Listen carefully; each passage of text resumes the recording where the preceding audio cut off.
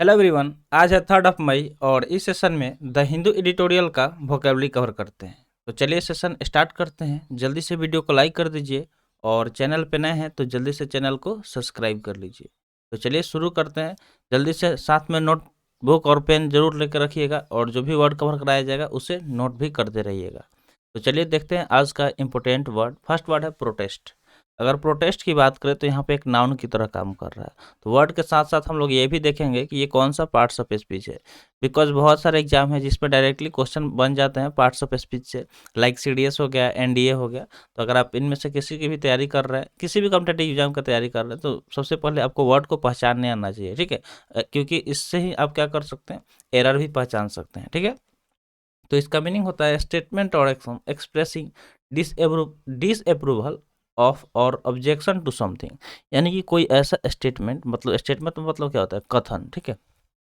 कथन यानी कि जो किसी के द्वारा कहा गया उसको स्टेटमेंट बोला जाता है। या फिर एक्शन, एक्शन मतलब क्या होता है, कार्य। यानी कि कोई ऐसा काम जो क्या कर रहा है, एक्सप्रेस कर रहा है। एक्सप्रेस मतलब होता है व्यक्त करना। क्या करना, व्यक्त करना। डिसअप्रूवल यानी कि किसी चीज़ को डिसअप्रूव कर दिया गया, अनुमति नहीं दिया, ठीक है, उसको डिसअप्रूव कर दिया गया। या फिर ऑब्जेक्शन, उस पर सवाल खड़ा किया जा रहा है, ठीक है, किसी चीज़ को, तो उसको बोलेंगे प्रोटेस्ट। जैसे मान लीजिए कि कोई ऐसा बिल आ जाता है जिससे लोग क्या होते हैं, डिसएग्रीड हो जाते हैं। लाइक फार्मर बिल जो आया था तो सारे किसान उससे डिसएग्रीड थे, इस वजह से ही तो रोड पे आए थे, इस वजह से उन्होंने प्रोटेस्ट किया था। आखिर इस प्रोटेस्ट का मीनिंग क्या होता है, तो इसका मीनिंग होता है विरोध करना, किसी चीज़ के अगेंस्ट जाना, उसका विरोध करना। तो चलिए अब इसका सिनोनिम्स देख लेते हैं। तो इसका सिनोनिम्स हो जाएगा ऑब्जेक्शन। क्या हो जाएगा, ऑब्जेक्शन, एक्सेप्शन, कंप्लेंट या फिर डिसअप्रूवल। ये सारे क्या हो जाएंगे, इसके सिनोनिम्स हो जाएंगे, ठीक है। तो अब चलिए कुछ यहाँ पे चीज़ सीख लेते हैं। देखिए यहाँ पे ऑब्जेक्शन हो गया, चाहे एक्सेप्शन हो गया, इन सब के लास्ट में ION आप देख रहे होंगे, ठीक है। तो जल्दी से लिख लीजिए कि जब भी वर्ड के लास्ट में ION दिखे तो वर्ड नाउन की तरह काम करेगा। किस तरह काम करेगा, नाउन की तरह काम करेगा। वर्ड के साथ साथ हमें पिक्चर भी देखना है। देखिए देखते ही हैं हमेशा कि जब कुछ ना कुछ होता है, मान लीजिए कि जो रूलिंग पार्टी है वो कोई एक नया लॉ लेके आया, नया कानून लेके आया, तो जो उनके विपक्ष वाले होते हैं, ओपोजिशन वाले होते हैं, वो ज़रूर से प्रोटेस्ट करेंगे, रोड पे आ जाएंगे, इस तरह का बैनर ले लेंगे और हल्ला हंगामा करेंगे। तो उसको क्या बोला जाता है, प्रोटेस्ट, यानी कि विरोध करना। अगला वर्ड देखें तो अगला वर्ड है एक्टिविस्ट।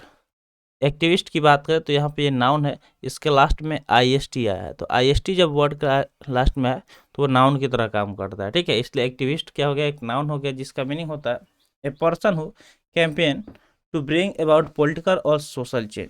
यानी कि ऐसा पर्सन, ऐसा इंसान जो क्या कर रहा है, कैंपेन कर रहा है। कैंपेन मतलब क्या होता है, अभियान। क्या होता है, अभियान होता है। तो साथ में ये सब भी वर्ड मीनिंग लिखते रहिएगा, इससे बहुत ज़्यादा आपको बेनिफिट मिलेगा। टू ब्रिंग अबाउट पॉलिटिकल और सोशल चेंज, यानी कि पॉलिटिकली यानी कि राजनीतिक या फिर सामाजिक तौर पे परिवर्तन लाने के लिए जो अभियान किया जाता है, कैंपेन किया जाता है, उसको एक्टिविस्ट बोलते हैं। क्या बोलते हैं, एक्टिविस्ट, यानी कि कार्यकर्ता। इसका हिंदी मीनिंग हो जाएगा, क्या हो जाएगा, कार्यकर्ता। अगर सिनोनिम्स की हम बात कर ले कि एक्टिविस्ट का और सिमिलर मीनिंग क्या क्या हो सकता है, तो कैंपेनर हो जाएगा, रिफॉर्मर हो जाएगा, डेमोन्स्ट्रेटर हो जाएगा या फिर चैंपियन हो जाएगा। तो ऐसे बहुत सारे एक्टिविस्ट हैं जो अलग अलग कैंपेन करते हैं जिससे कि हमारे सोसाइटी में पॉलिटिकल में क्या हो, चेंजिंग आए, तो उसको एक्टिविस्ट बोलते हैं। क्या बोलते हैं, एक्टिविस्ट। जैसे आप यहाँ पे देख सकते हैं कि ये लोग क्या कर रहे हैं, कैंपेन कर रहे हैं किसी चीज़ को चेंज करने के लिए। तो वर्ड के साथ साथ पिक्चर भी देखते रहना, बिकॉज बहुत ज़्यादा आपको जल्दी समझ में आ जाएगा इसका मीनिंग, क्योंकि आप विजुअलाइज करेंगे ना। क्योंकि जैसे देखते हैं आपकी कोई भी मूवी देख लेते हैं 3 आवर 4 आवर का, तो आपको आसानी से पूरा मूवी का स्टोरी याद हो जाता है। तो इसीलिए पिक्चर के थ्रू वर्ड भी आप याद करने का कोशिश कीजिए। नेक्स्ट वर्ड की बात करें तो नेक्स्ट वर्ड है रेस्ट्रिक्टिंग। रेस्ट्रिक्शन आप सुने होंगे, तो उसका ही भाव फॉर्म है रेस्ट्रिक्टिंग, जिसका मीनिंग होता है लिमिटिंग कंडीशन और measure, especially illegal one. Legal मतलब क्या होता है कि जो कानूनी तौर पे कोई चीज़ किया जा रहा है तो वो क्या होता है, लिमिटिंग होता है, ठीक है। क्या होता है, लिमिटिंग। जैसे मान लीजिए कि अगर आप पुलिस में है, ठीक है, मान लीजिए कांस्टेबल ही है, तो आपके पास गन है लेकिन आप फायर नहीं कर सकते हैं, क्योंकि वो लिमिटेड है कि आप नहीं कर सकते, ठीक है, उसके लिए नियम बना हुआ है, तो यानी कि रिस्ट्रिक्टेड है। तो रेस्ट्रिक्टिंग मतलब क्या होता है, प्रतिबंध। जब तक आप पे मतलब कोई ऐसा समय ना आ जाए क्योंकि मतलब आपको मजबूरन चलाना पड़े, तब तक आप नहीं चला सकते हैं। तो क्या हो गया, रेस्ट्रिक्टिंग हो गया, तो प्रतिबंध हो गया। सिनोनिम्स की बात करें तो चेक, कंडीशन, कंस्ट्रेंट या फिर कंट्रोल हो जाएगा, ठीक है। तो रेस्ट्रिक्टिंग क्या हो गया, एक वर्ब की तरह काम कर रहा है जिसका मीनिंग प्रतिबंध होता है, यानी कि किसी ऐसे कंडीशन जिसमें चीज़ें लिमिटेड हो, ठीक है।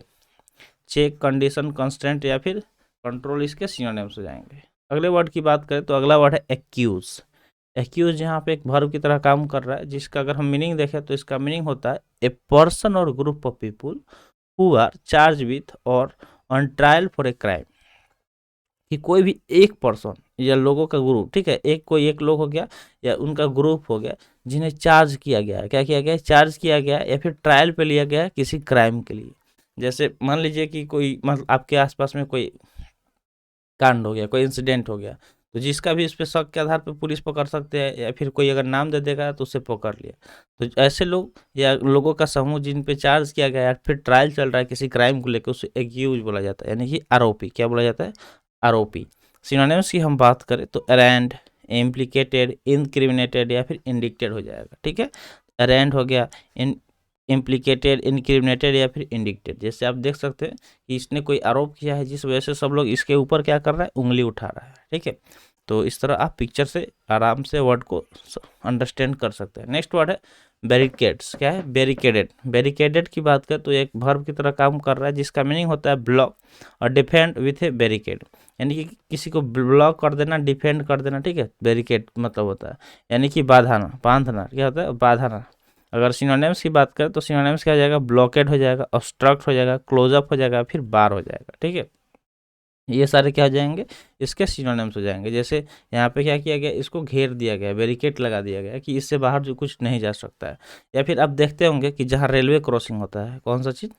Railway crossing. ठीक है, मान लीजिए कि जहाँ रेलवे क्रॉसिंग है, कि ऐसे मान लीजिए कि ये रेलवे लाइन है। ठीक है, ये रेलवे लाइन है और बीचों बीच ये कोई रोड जा रहा है, कोई ये रोड जा रहा है। ठीक है, ये कोई रोड जा रहा है, तो यहाँ पे क्या लगता है? बैरिकेड लगा दिया जाता है दोनों तरफ से, ताकि जब ट्रेन यहाँ से गुजरे तो लोग इसमें के बीच में ना जाए। ठीक है, और घटना होने से बच जाए, तो उसको भी बैरिकेड बोला जाता है। ठीक है, तो बैरिकेड मतलब समझ गए होंगे, इजीली आपको समझा दिए क्या होता है। तो चलिए आगे बढ़ते हैं। अब थोड़ा सा होमवर्क का बात कर लेते हैं। तो होमवर्क में हम यही बोलते हैं कि देखिए यहाँ पे आपको 3 फार्मूला याद करना है। जो वर्ड यहाँ पे आप सीख रहे हैं उस वर्ड से आपको सेंटेंस बनाना है और लास्ट में कमेंट सेक्शन में कमेंट करना है। तो WCS आपको ये याद रखना है। ठीक है, यही होमवर्क में आपको मिलेगा कि वर्ड से सेंटेंस बनाइए, कमेंट सेक्शन में कमेंट कीजिए। देखिएगा जब आप ये काम करना शुरू कर देंगे 100% आपको बेनिफिट मिलेगा। और आप ज़रूर से कमेंट सेक्शन में बताइएगा कि भैया आपने बताया था ऐसे ऐसे करने से मेरे अंदर का जो वोकैब्स का फोबिया है धीरे धीरे ख़त्म होते जा रहा है। तो आप कोशिश कीजिए यार, एक दो जितना भी वर्ड से आप सेंटेंस बनाते हैं बनाना तो शुरू कीजिए, पहले इनिशिएटिव तो लीजिए, फिर जाके आगे पूरा पूरा बनाते रहिएगा। ठीक है, तो होमवर्क ये काम जरूर कीजिएगा। चलिए बढ़ते हैं आगे। अगला वर्ड है हैरेसमेंट। हैरेसमेंट में लास्ट में देख रहे होंगे MENT आया है, तो MENT भी क्या है? एक नाउन सफिक्स है। तो सफिक्स तो मोस्ट इंपॉर्टेंट है, इसे तो नोट करना ही करना है। ठीक है, इसमें कोई बहाना नहीं करना, इसे नोट करना ही करना है, तब जाके आपके क्या होगा? कमांड होगा पार्ट्स ऑफ स्पीच पे। तो साथ में नोट करते रहिएगा जो भी सफिक्स बताया जाएगा, और उससे प्रैक्टिस भी कीजिएगा। कोशिश कीजिएगा कि एक दो एक्स्ट्रा वर्ड जिसके लास्ट में मान लीजिए MENT आ रहा है, ION आ रहा है, तो उसको कमेंट भी करें। कमेंट से क्या होगा कि आपका इंटरेक्शन बढ़ेगा। ठीक है, इंटरेक्शन बढ़ेगा, बाकी स्टूडेंट अगर कुछ कमेंट करते हैं तो वो भी आप देखिएगा, तो नॉलेज इससे क्या होता है? शेयर होता है एक दूसरे के साथ। तो ये काम जरूर कीजिए। तो हैरेसमेंट मतलब क्या हो गया?